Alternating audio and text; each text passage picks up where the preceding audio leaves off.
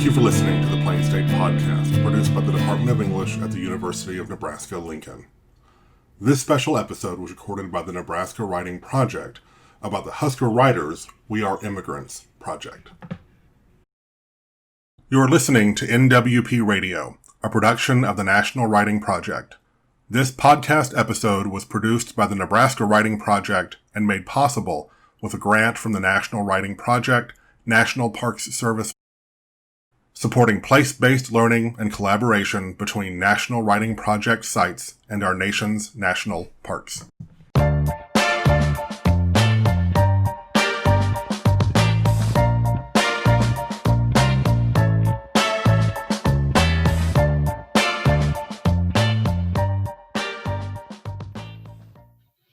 Welcome, gentle listeners, to this podcast, We Are All Immigrants, created by the Nebraska Writing Project as part of the National Writing Project National Park Service Partnership.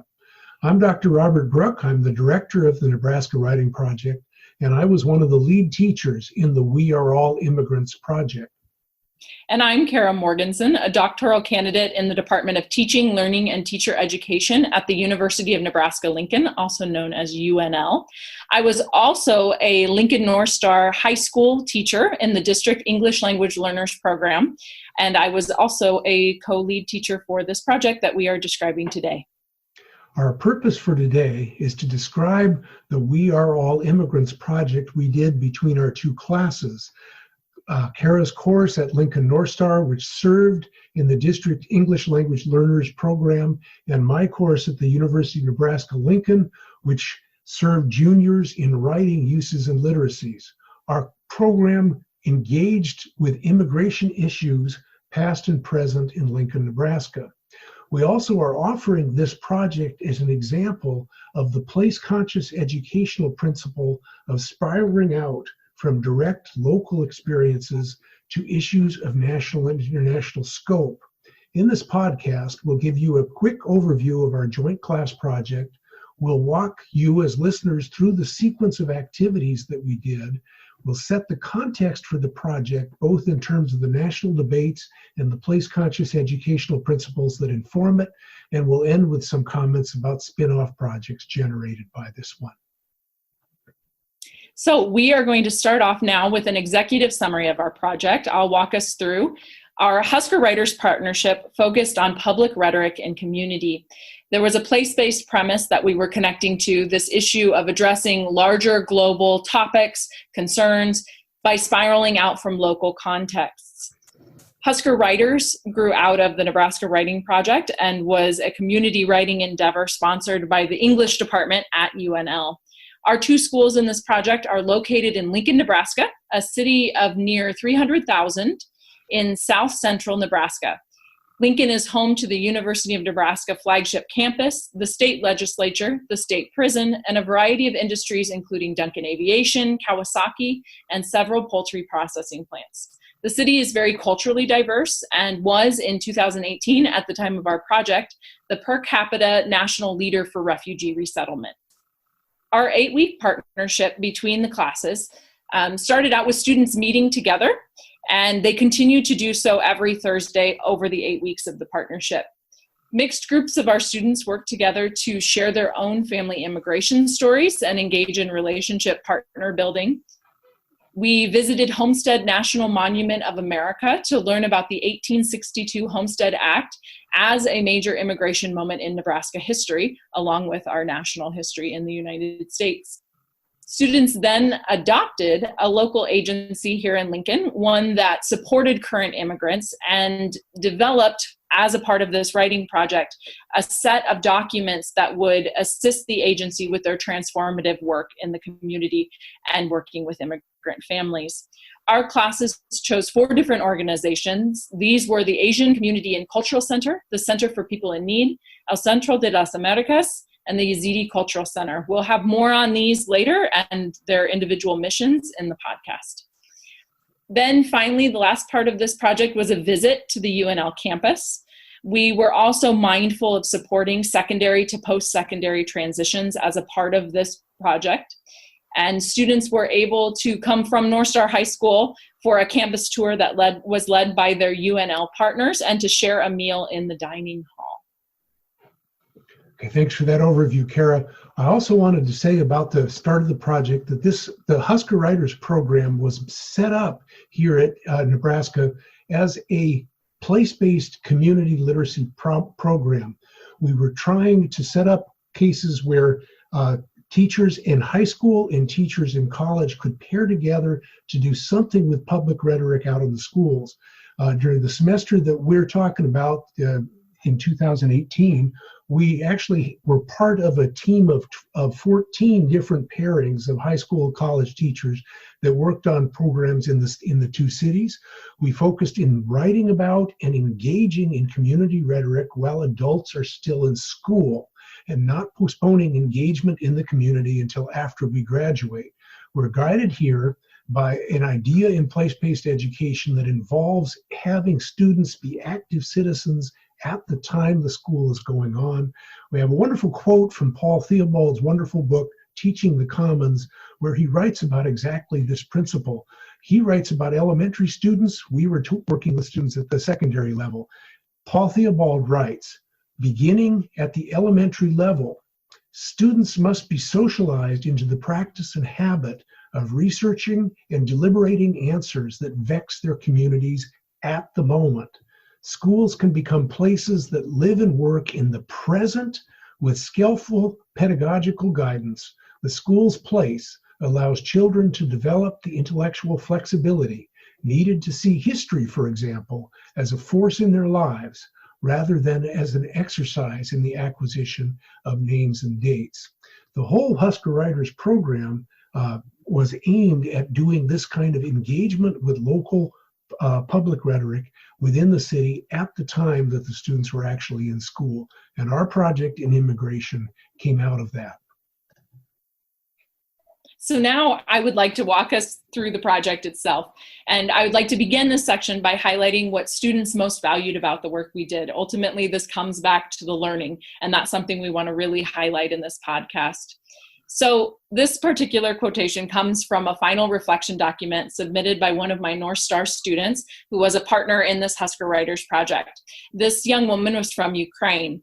And when asked to describe her overall experience with Husker Writers, whether it was positive, negative, and then speak to why, she wrote, "My overall experience with Husker Writers is really positive. How can it not be positive when I had learned a lot of new things? Also, it was very interesting to me when I had shared my new knowledge with my parents and siblings. However, it was really cool to hear from my parents and siblings that this is a very cool project. This experience made myself to think of myself that I can actually do something. It made me to be the one that I was in Ukraine. Because when I came here, I felt down. I felt that I'm not smart, that I would never learn English and never finish ELL. However, now I feel very strong inside of me. Now I'm trying my best to be the best of my personal view." I really love that this excerpt highlights how students' lived experiences and knowledge were leveraged in the partnership with their colleagues, that they were able to bring in their histories and previous learnings and share that to come to new understandings. We also emphasize this asset-based approach to working with secondary and post-secondary learners to highlight that both individuals were coming with valuable expertise to share in the partnership. So turning now to talk about our work together, I am going to talk a little bit about my student demographics, and then Robert will do the same for his classes as we delve into the project itself. My students were freshmen to seniors, all intermediate to advanced level fluency across the language domains of reading, writing, speaking, and listening in the English language. These 28 students in the course were emergent bilinguals or emergent multilingual learners. Many spoke 1, 2, sometimes up to 3 or 4 different languages and had lived in at least one other, sometimes 2 or 3 other countries before they had come to the United States with their families. The course that I taught was specifically a writing and content support class called Expanding Thematic Studies. The majority of the students were Arabic or Kurdish speakers from Iraq. Others were from Afghanistan, Guatemala, Mexico, Ukraine, Russia, Democratic Republic of the Congo, Sudan, Iran, and Vietnam. Most of the students in my class would be first-generation college students, and indeed now, 2 years later, at the time of this recording, many are enrolled in post-secondary institutions. North Star High School is a low-income school with a large portion of students qualifying for free and reduced lunch, including a significant number of students in the ELL program. Robert will now share a little bit about the students in his class. Thanks, Cara. Yeah, your class was more just across the board. It was multi-generational, multi-age. And my class was all juniors and seniors at college level at UNL. What was interesting about this course is before the course started, I advertised this section of writing uses of literacies throughout the university to make sure that they knew that there would be an off-campus partnership going on before it. And as a consequence, I think I did not get the traditional UNL demographic for this writing class.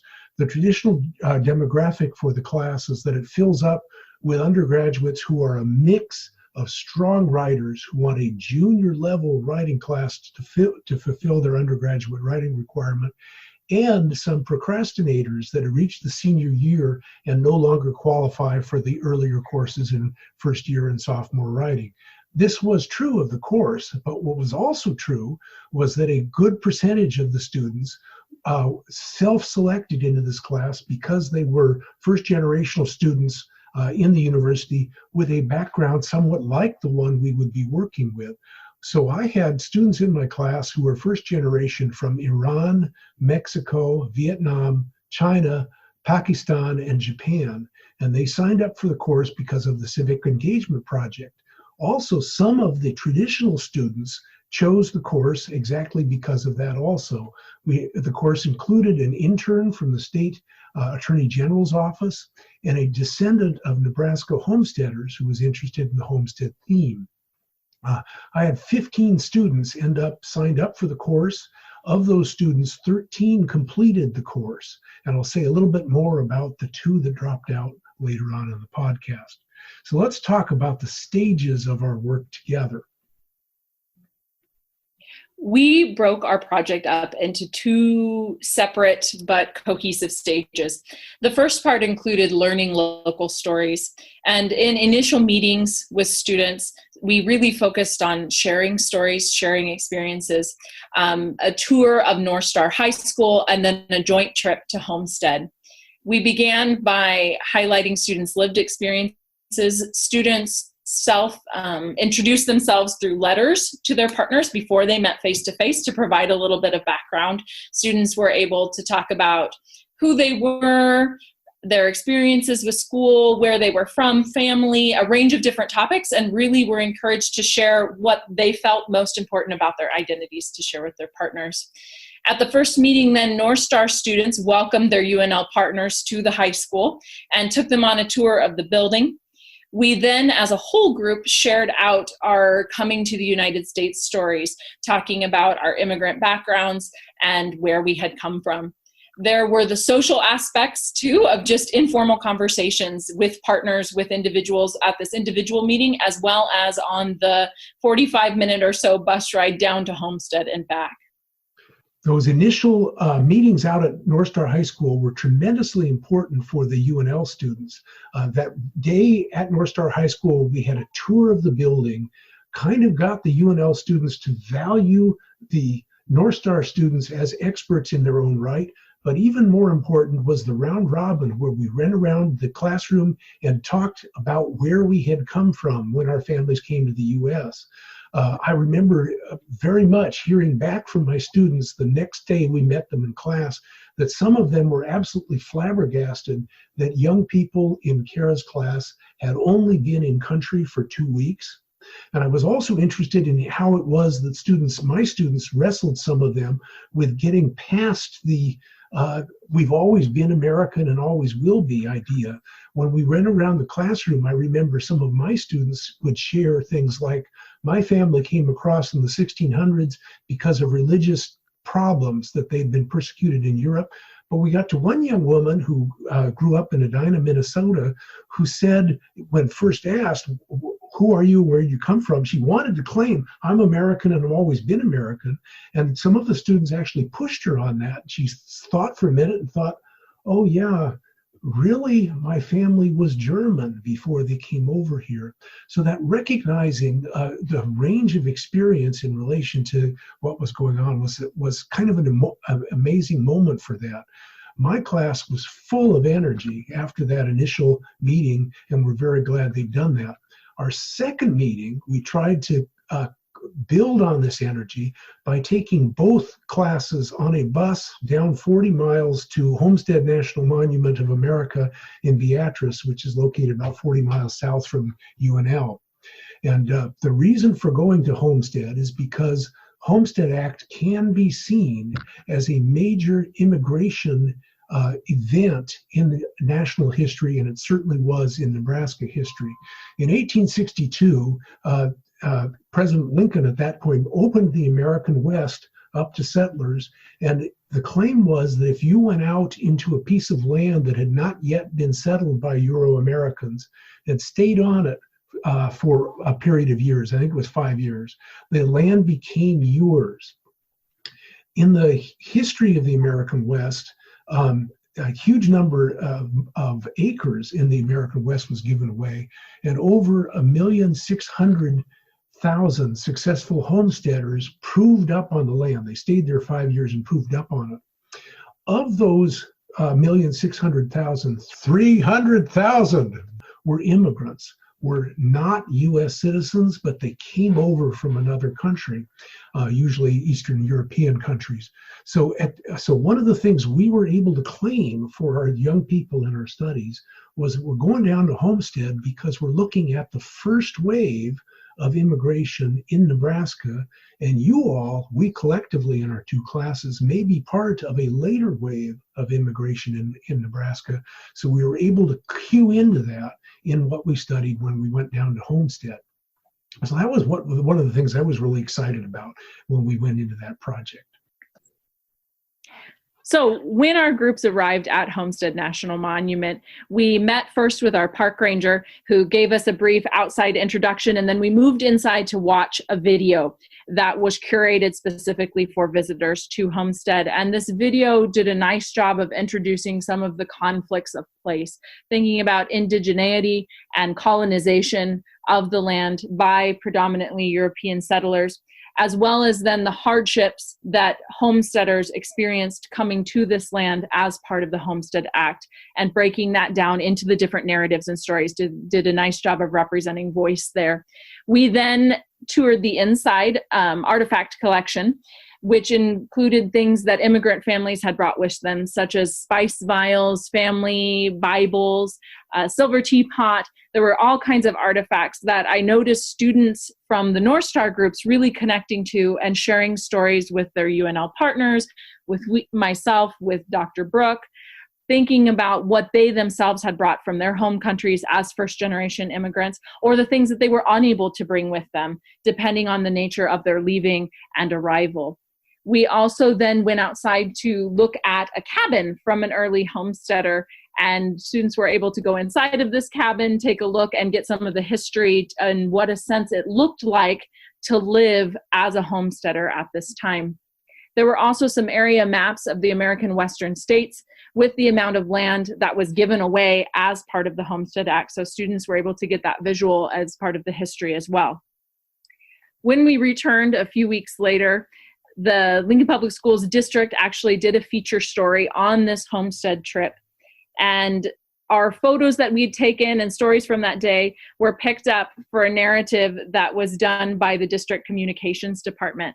An individual visited my classes at North Star to interview students, talk about their experiences and going on this field trip, and it was a really fun celebration of the experience.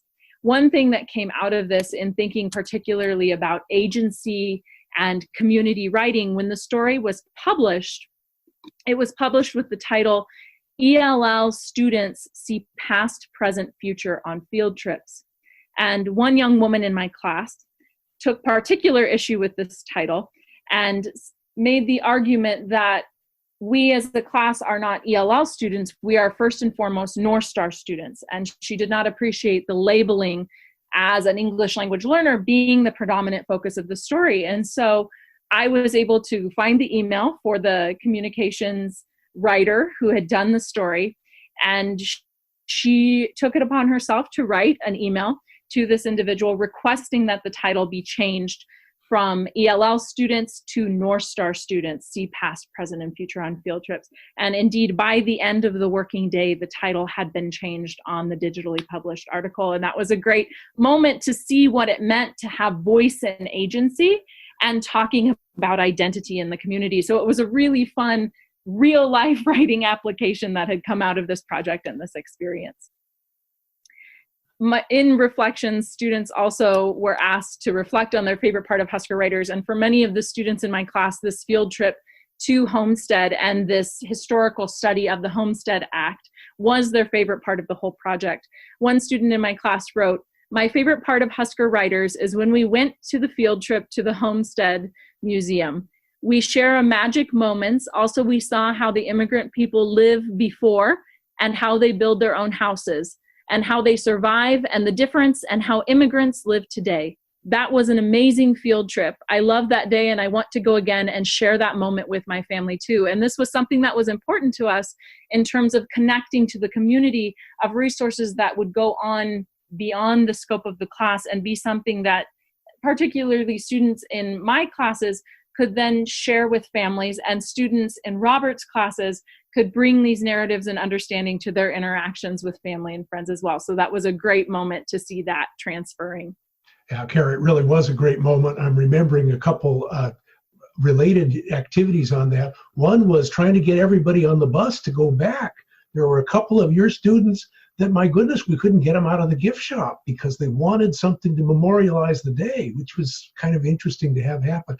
The other was the set of young women from your class that grabbed Susan Cook, the lead ranger down at Homestead, to get their pictures taken together as a group, which is one of the things on the video feed, which was really great. By chance, one of the students in my class confessed to us all that he lives on land that his family homesteaded, and that he is a descendant of actual homesteaders from 1862. And he was really kind of proud of that. He brought into class the next day in my class the actual paperwork that showed the official document that showed the publication from it. He's a political scientist and was actually in the class because he was really interested in immigration issues, and that was sort of an ongoing thing that went on with that. Obviously, this was a great experience for our students, and set up kind of what we do was already got them thinking about this issue of immigration as being in their lives and in the wider regional history. And then it set up our next moment, which was to turn from them absorbing some information to them acting actively in the community itself. And that's where we moved from absorbing stuff to adopting the agencies that we'd work with in the second half of the project. So the second stage, as Robert said, moved from focusing on sharing stories and looking at the historical context, the local context, to then moving towards action and community-based writing. So in adopting some local agencies, students from my class were surveyed, as well as students in Robert's class, of organizations that they were aware of in the community who worked with immigrant families, or whether they themselves had received services or had connections to local organizations. So we did some kind of crowd gathering of information to think, what connections did we already have as a group? And from this surveying, we identified 4 agencies that we felt we could partner with and leverage those experiences and those connections that students had, and also in a way that made them very accessible for the work that we were going to do. So the 4 organizations we worked with, the first one was Center for People in Need.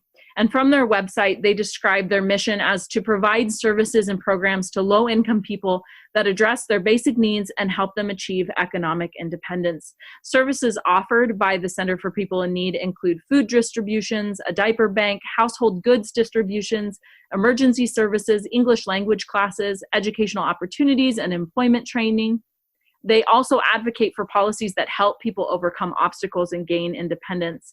Many of the students at North Star in the ELL program and their families had previously received services and support from the Center for People in Need. And that was one of the most tangible person-to-person connections that we had. Another organization we worked with was El Centro de las Americas. And from their website, El Centro describes themselves as originally being known as the Hispanic Community Center. It was founded in 1982 and became a 501c3 nonprofit in 1983. For over 35 years, El Centro has provided services in the areas of education, family support, youth empowerment, health, and resource navigation. El Centro's bilingual and bicultural staff's objective is to provide clients with professional and courteous services. El Centro also sponsored a North Star Community Learning Center after-school program called Joven Noble. And so students at North Star were able to go to this after-school club as a part of their project. So there was an on-site learning opportunity for the North Star students through this partnership. And then Robert students were able to go to the outside agency itself to do some extra interviewing and information gathering. The third organization we worked with was the Asian Cultural and Community Center. And from their website, the mission of the Asian Community and Cultural Center is to support and empower all refugees and immigrants through programs and services and advancing the sharing of Asian culture and other cultural heritages of our clients within the community at large. Their vision is that immigrants in Lincoln and surrounding areas will have access to the resources and support they need to lead better lives. They offer citizenship classes, English language classes, as well as other language classes, including the Vietnamese language, Thai, and Korean. The Asian Community and Cultural Center also sponsored a North Star CLC Community Learning Center after-school program called Life After High School that many of the students in my class had already been attending or began attending as a part of this project. The fourth and final group we worked with was the Yazidi Cultural Center, and from their website, the Yazidi Cultural Center, YCC, in Lincoln, Nebraska, provides a communal space where Yazidis feel safe and can promote the preservation of their culture. The main goal of the center is to build a strong, integrated, and successful community while preserving the rich Yazidi culture. They offer classes for citizenship, Kurmanji language and writing, and the English language. The Yazidi Cultural Center also sponsored a North Star CLC after-school program called Yazidi Club that, again, many of the students, particularly those who identified as Yazidis from Iraq, were already attending prior to this project and were able to work with. Students then, in reflecting on their experiences, they thought about the way they were able to connect. And one student wrote, "I would describe my overall experiences with Husker Writers that it was a great program, and I did all I can to make our group project more readable.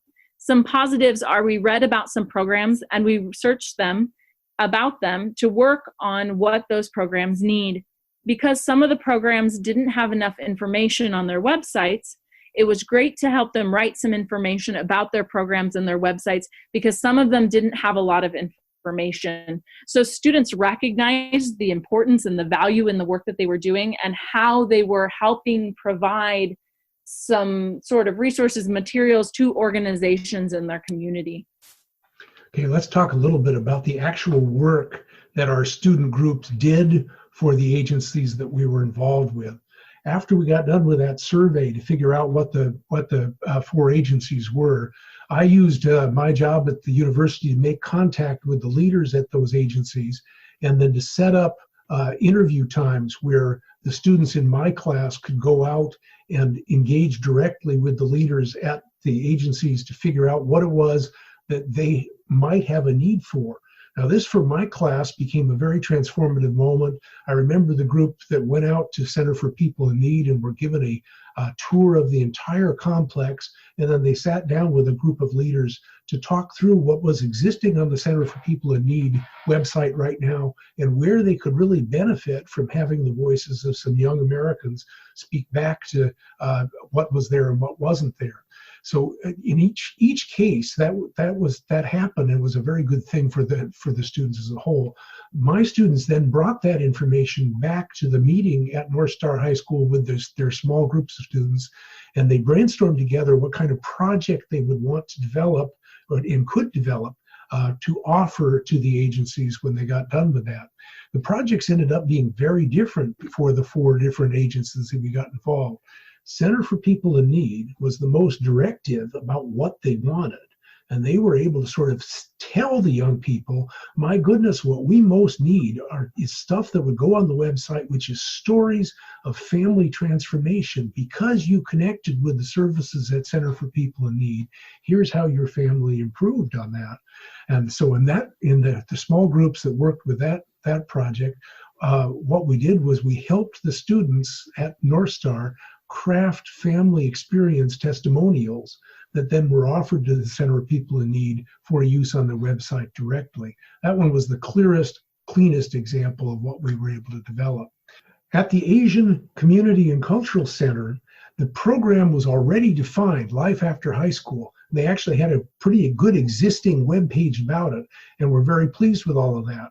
So what the young people did when they were brainstorming what they could possibly come up with here was the idea of doing a full profile of the lead director of that program, kind of making a testimonial for the city about what work this young woman had done in setting up the program that they all enjoyed so much. So the group worked together. My students provided some technical audio-visual editing skills to create the profile, and the young students from North Star helped interview the lead director out at the Asian Community Center to develop that program. At El Centro de las Americas, the team also created a promotional video. And this promotional video was split between my students went on their own to a major community event, which was a Tango Chocolate Wine Festival that the organization puts on as a donor project. And they did a video that was based on that. They also did a video based on the Hova Noble program up at North Star, which they interviewed the director, and they got some of the testimonials from the students involved in that program to develop that as it was. And the last program was at the Yazidi Cultural Center, and this centered primarily on the club going on at North Star. This one, the connection between my students and the staff at the cultural center in the city was not as strong as the other 3 places. And so what happened instead was the students all descended upon the after-school program at North Star High School to figure out what they need. They ended up creating a calendar of events and a bunch of postings about what the actual events were for the programs involved were, and they were all very excited about that. I remember the student from Edina came by with her camera and took lots of pictures of this event and felt really proud and energized by what it was she'd done. And of course, she had never before encountered anybody from the Yazidi part of the world at all. So this was a kind of interesting experience for how that worked out. When we got done with all these projects, we developed a number of public presentations of them. So besides just sending this information to the agencies to see if they wanted to do with that, we scheduled several venues where the students would present in groups of what it was they had done and what it was they accomplished. We did an agency reps and Lincoln Public Schools administration event in the media center at North Star and brought everybody together to showcase these things off. We also did a Husker Writers Fair for funders, agency leaders, and the other partnerships in which we showed off the material that was as a whole of that. For some of the students involved, this moment where they presented their material was the transformative moment for the project as a whole. And I think Cara's got a couple of examples of that from her students. Yeah, a couple students actually identified these final presentations as their favorite part of the whole project. One student wrote, "My favorite part was the presentation because we showed our work that we established. We thought our work was very tiny comparing with what the agencies do for their community. I was proud to establish it and be a part of this project." And many of my students reflected and continued to talk about after this project ended the work that they had done. And some continued going to the meetings weekly at the after-school programs at North Star. Others were really excited to share their family testimonials, to share their experiences, and then also to be interviewers, to be researchers, to help gather this information, write this up, and then turn around and share it to a group of community stakeholders. Another student wrote that I thought the day of the presentation was how many people, and we can help and give the information we found from each center. Was impressive how a multicultural class can make a great team to help the community, and all thanks to immigrants and refugees who came to help the country and make it better with their different ideas and thoughts. I love that this student is really emphasizing the value that migrant, immigrant, refugee families are bringing to the community, and how they themselves as individuals with those first generation immigrant identities are directly interacting with their community and sharing their expertise and helping to make that experience even better for those coming after them by building the availability of resources through these different organizations. The last part of our project was a final visit to the UNL campus. When we arrived from North Star by bus at the University of Nebraska-Lincoln admissions office, students in my classes met with admissions representatives. There was kind of a pitch for coming to UNL. They talked specifically about funding options, about the diversity on campus, the different organizations and student clubs that students could get involved in, and then general campus culture. After that kind of initial meeting, we met up with our UNL student partners at the Van Brunt Visitor Center, and we divided into groups for campus tours that were led by Robert's students. These tours were by partnership groups across the North Star and UNL groups. And so they were personalized then based on the experiences of Robert's students, what their areas of study were, their majors, and then students from my classes of what their interests were, maybe if they were considering a certain major, or some had family members who worked on the UNL campus and they wanted to see where their parents' offices were, or different things like that. And so the tours were all very variant and able to be personalized to students' interests. Then we all regrouped at a central dining hall to have a lunch. And this was a buffet style, the biggest dining hall on campus. So students were able to get a sense of what it meant to be a college student, of what the dining experience looks like, what the inside of a residential hall looks like, and to have some final conversation sharing where they had been earlier in the day, what they saw, and do some final goodbyes as well, because this was our last time that we met together as groups. So impressed with that final tour on campus. I remember the group I happened to be in by chance had a group of 4 students, and we ran around campus a bit together. We ran into some of the students' siblings, older siblings, who were already UNL campus students on campus, and they were very interested in talking to each other across that. One of the students that was in the small group was interested in the chemistry as a possible major, so I made a point of taking them to the chemistry building, and we got to look at the periodic table made out of Native American seed corn that my colleague Mark Griep has created. And again, this was kind of a transformative moment to have the share going on between them. My students felt a great deal of agency in being able to show the young people from North Star what campus life was like. I heard afterwards that some of the groups had taken their students to their dorm rooms to get them the sense of what the look like, actually, if you were going to live here, what it would look like.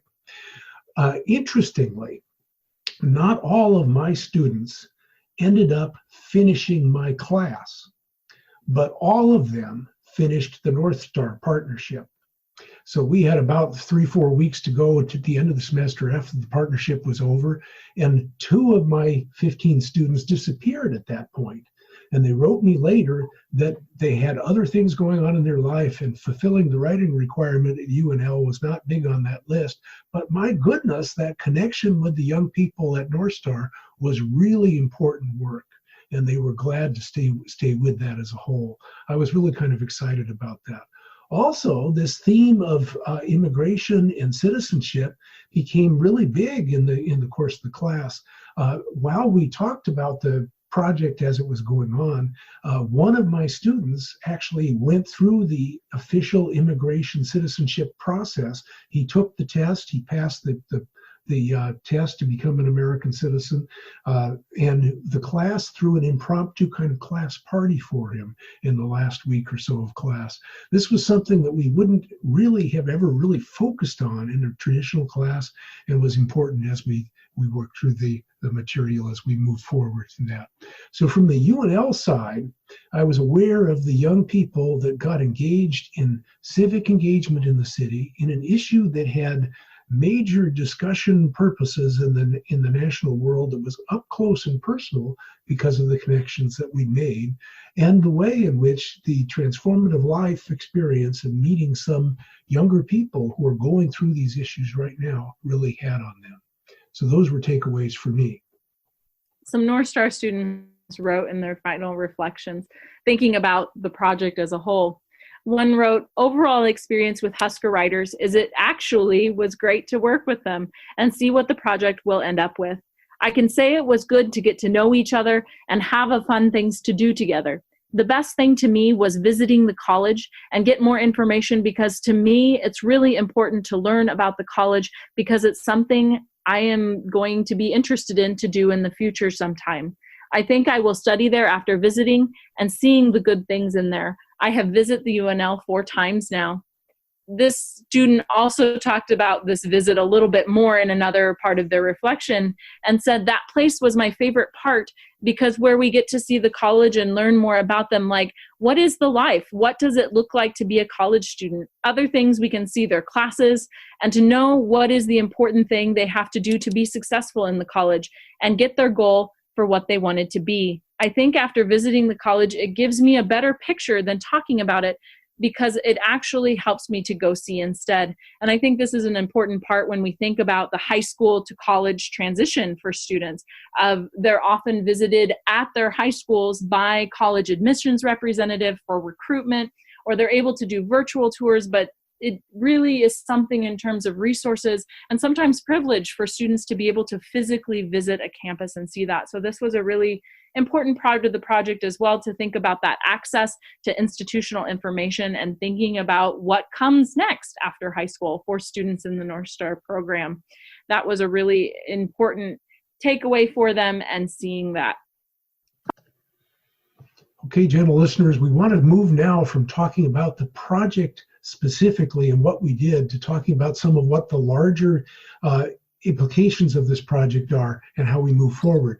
We're going to talk about this in 2 ways. First, I want to talk a little bit about place-conscious principles that this project supports, and then we want to talk about some of the bigger national issues around immigration, settlement, and decolonization that we think the project taps into.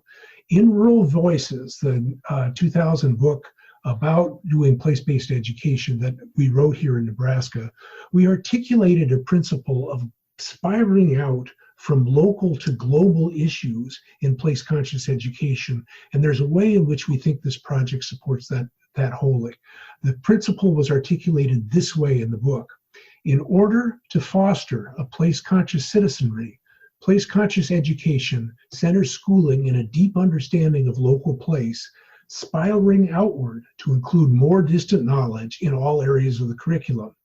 While all people are certainly citizens of the world, place-conscious educators believe people learn to be active citizens by engaging with local issues in which they can actually affect and which directly influence the quality of life in their community. We're guided here by Nebraska historian Robert Manley, who wrote some years ago that history is the story of them, but heritage is the story of us. If we start with heritage, we motivate learners to engage with history. You can see in the design of this Husker Writers We Are All Immigrants project how it was we have orchestrated the sequence of activities that we've involved our students in to move from local to spiral out to national issues. So the immigration remains a hot issue for us nationally. It's still continuing as we record this podcast in 2020 and is likely to be for the next 4 or 5 years. For this project, we set out to ground our investigation locally and letting the national connections emerge from productive local work that they did. So the students' own stories were highlighted in what we did, the experiences that they or their family members brought to the immigration story as a whole. We also were connecting to the history and the current agencies here in Nebraska that move forward to how we've moved on from that. So you can see, I think, how it was that place-conscious principle works. Now, we also think we connected to some of the larger national and regional discussions of this issue as a whole. In thinking about local national contexts of immigration and refugee resettlement, this national local issue, at the time of our project in 2018, Lincoln was the per capita leader for refugee resettlement in the nation.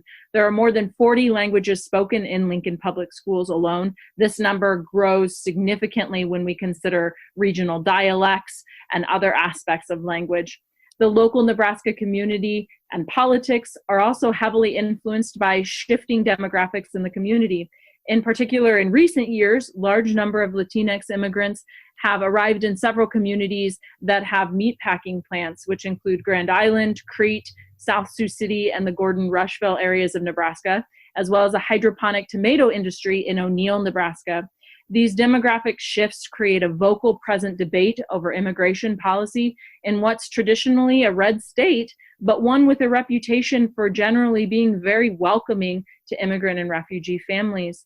And thinking about indigenous legacies and histories in this land we call Nebraska, there are still 6 active Native American reservations in the state, which highlights also the ongoing issues of belonging and considering nativism when thinking about indigenous, settler, and then immigrant and refugee and migrant communities in the state of Nebraska.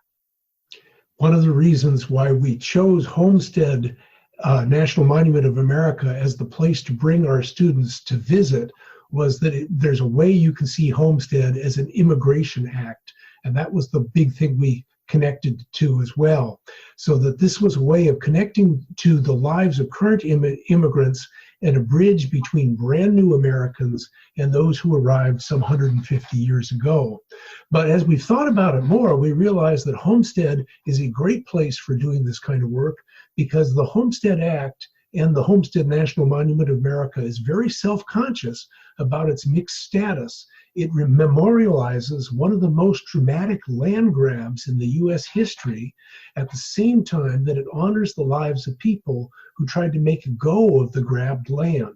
So that introductory video, which was important for many of the North Star students when they talked about it afterwards, contrasts the layers of stories, the voices of Native people who were here on the land before the idea of land ownership ever arose, to the homesteaders, the various kinds of homesteaders that arrived and proved up on the land as we've gone on. I think that national debate about indigeneity, land grab, immigration continues on as we move forward in the work we do. Obviously, part of all of this project is to center the learning that young people do about a engaging national discussion in the local realities that they're facing. So when students studied the El Centro de las Americas or the Asian Community Center and got a look at what some of the programs that were going on, what kind of people were being served by those programs in relation to each other and in relation to the issues that had been arisen in Nebraska history through the Homestead Act, they got a better sense of how it was that a local action that they could be actively involved in spirals out to becoming involved in national and possibly even international global contexts. So that's the basis of a place-based education move from the local to the national. We hope you can see how this project was an example of doing that kind of work, and we hope that you can imagine doing something similar in your neck of the woods, wherever you are on the American landscape. For now, this is Robert Brooke for the Nebraska Writing Project and Cara Morgenson here, so thanks for tuning in.